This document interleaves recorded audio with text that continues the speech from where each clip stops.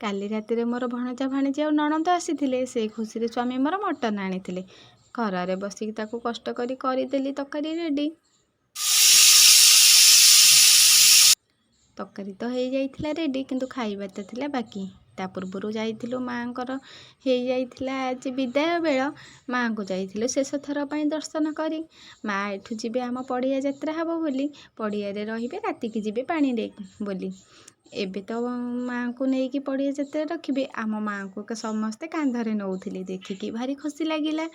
ଘରକୁ ଆସିକି ପେଟେ ଖାଇକି ଶୋଇ ପଡ଼ିଥିଲୁ। ସନ୍ଧ୍ୟାବେଳକୁ ପୁରା ରେଡ଼ି ହେଇଯାଇଥିଲୁ ଯାତ୍ରାକୁ ଯିବୁ ବୋଲି। ଯାତ୍ରା ପଡ଼ିଆରେ ଯାଇ ପହଞ୍ଚି ଯାଇଥିଲୁ। ମାଆଙ୍କୁ ସେଠି ଦର୍ଶନ କରିକି ପଡ଼ିଆ ସାରା ଗିରିଗିରି ହେଇ ବୁଲିଲୁ। ତା ଭିତରେ ପୁଅ ଜିଦି କଲା ଖେଳନା ନେବ ବୋଲି, ଖେଳନା ଦୋକାନରେ ଯାଇକି ପହଞ୍ଚିଲୁ। ପୁଅ ଝିଅଙ୍କୁ ଖେଳନା କିଣି ଦେଇଥିଲେ। ତା ଭିତରେ ବରା ଦୋକାନରେ ଯାଇ ପହଞ୍ଚିଥିଲେ। ଘର ପାଖରେ ସେ ଭାଇଙ୍କର ବରା ଷ୍ଟଲ୍ ପଡ଼ିଥିଲା। ବରା ତରକାରୀ ଟିକେ ଖାଇ ଦେଇଥିଲେ। ମୋର ତ ଖାଇବାରେ ନଥିଲା, ମୋତେ ଟିକେ ସ୍ୱାମୀ ଟେଷ୍ଟ କରାଉଥିଲେ। ଟେଷ୍ଟଟା ତ ବଡ଼ ଭଲ ଥିଲା। ଏ ପିଲାଟା ପୁରା ପେଟେ ଖାଉଥିଲା।